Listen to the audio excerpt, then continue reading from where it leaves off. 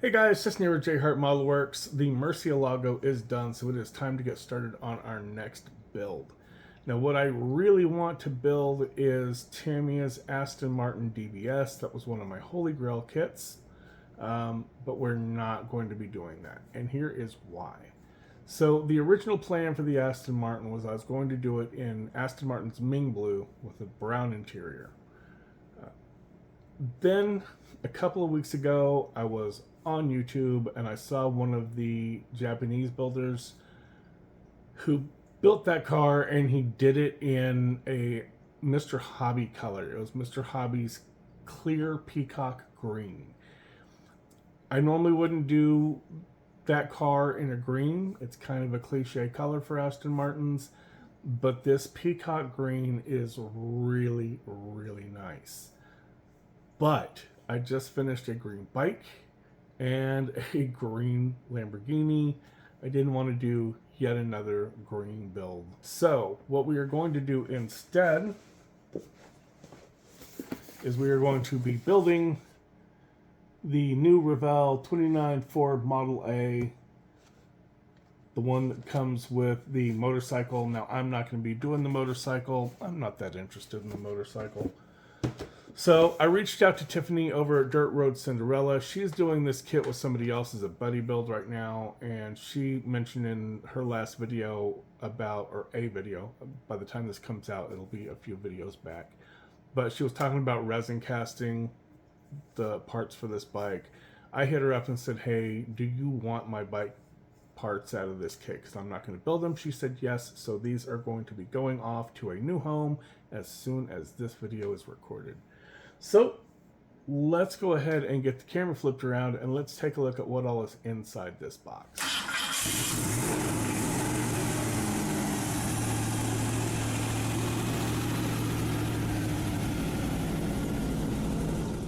Alright guys, so here is our box. As you can see, mine is pretty busted up thanks to the fine folks at Amazon. It was actually a lot worse when I got it. It was all smashed like that. But the kit inside is safe.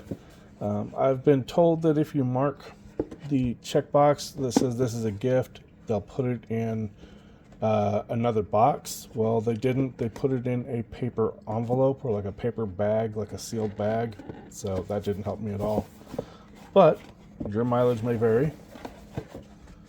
Opening this up, we have our instructions, and there's some stuff folded in the center. Of course, you got your decals. You have this clear plastic sheet.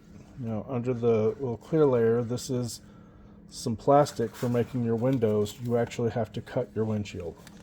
Now, there's a step in the instructions. I think it's like step 21.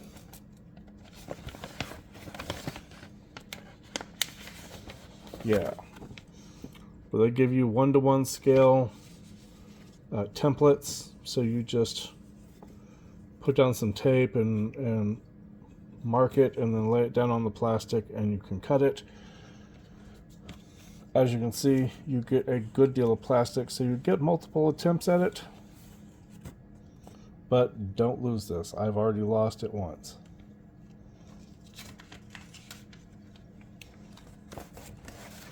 Instructions are book style. I always appreciate book style better than the fold-out map-like instructions, because those just end up going everywhere. They get kind of unruly. There are 53 steps, so that's a lot of steps for this kit. As you can see, there's a lot of plastic, a bunch of sprues, multiple chrome sprues. So I'm going to go through and unbag all this, and then we will take a look at what's actually in the kit. We've already talked about the instructions being book style. We've already talked about the clear parts, so we will just take a quick look at the decal sheet. Got an interesting wood grain decal here, some flame scallops, some pinstripe designs for the motorcycle, white walls for your tires. Not sure why they've got scissors on here.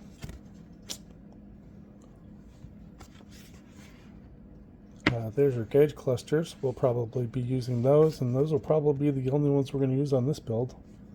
Maybe the tailgate ones, we'll see. Next up, we have a metal axle and some pins for the front wheels. Nope, we're not even going to open that. We're just going to immediately put that back in the box. You have 6 tires. These little rubber band things go on the motorcycle.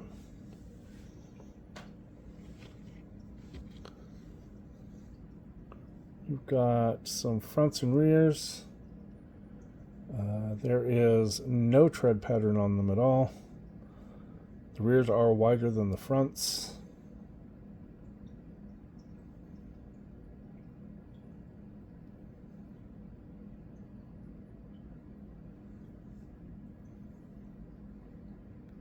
Some sort of branding or design on them.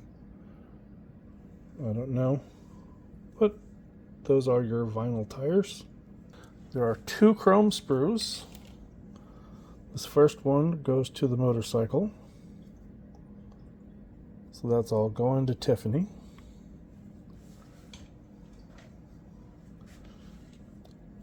Here is there's a lot of chrome just for the truck. Some of the stuff like this suspension pieces, yeah, these are going to get stripped and painted. All this chrome is getting stripped because this is just way too bright.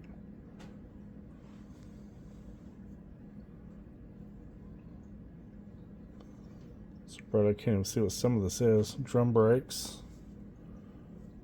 I'm assuming. No idea what these things are. But all in all, it's not terrible. If you're, just wanting to go straight chrome, this isn't going to be a bad look.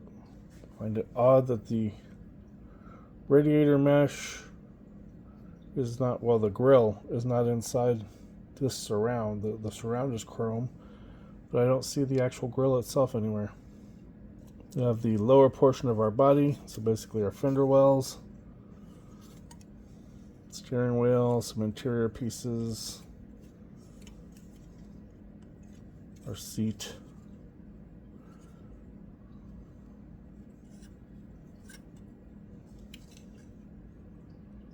So I believe this is part of the hood. So I believe somewhere you get the top of the hood, and then you get these side pieces. Yeah, we'll see how that works out. Or is this the top of this? May be the top of the hood, and then the side pieces glue onto the bottom. It is an interesting looking kit, to be honest with you guys. For the upper part of the tub, you get options. This is the one I'm going to be using. This is the full height body. It's going to get the roof on it. This one here is the body for your convertible or roadster. The difference being that the roadster is just the windshield, and then the convertible has the actual convertible soft top roof. You'll see that in a second. But it's like a removable type thing. So here is that convertible roof. Our bed, which has some texture for the wood grain in there. That'll help us when we go to do our wood painting. But it's going to be interesting because it's not separate from the actual bed itself. So we're going to have to mask this off to make sure we don't get any brown in here.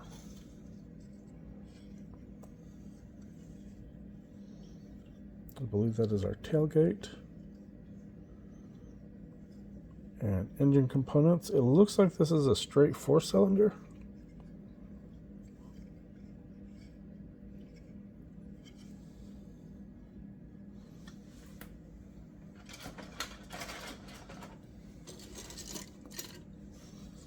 This is the custom seat. So you get some ribbing in here as opposed to the original seat. There are those two side by side.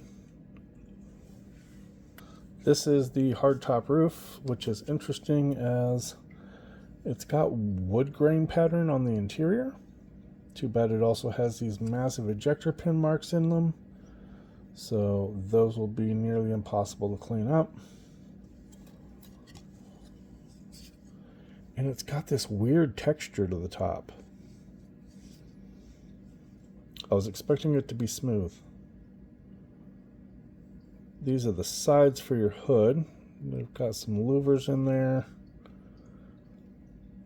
If you really wanted to, you could get in there with a hobby knife and open those up. Would be a lot of work. Did that on the 37 Ford. I do not plan to do that again. So you got two sets of doors. These are for the full interior doors, and then these are the convertible and roadster doors, so they're only half height. You've got your little pins in here that are going to be your hinge points. I'm always leery about hinged doors on model kits. They are usually a gimmick. Yeah, those are the hinge points. So those are going to glue into the body somewhere.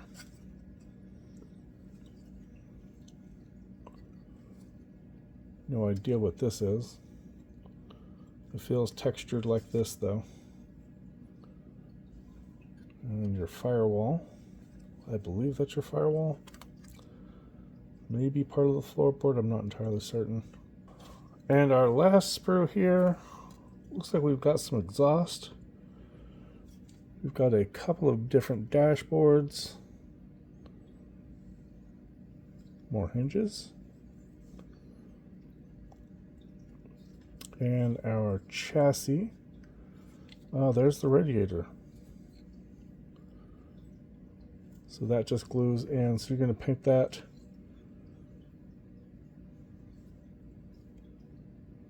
And paint that like aluminum or something, and then just drop that inside that chrome trim grill.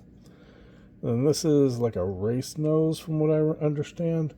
It's like one of the custom, it's supposed to look like one of the old race car front ends.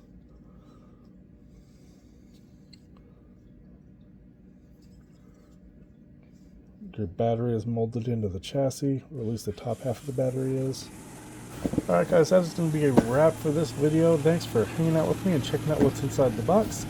I'm going to go ahead and get started on the body, and we'll see where we go.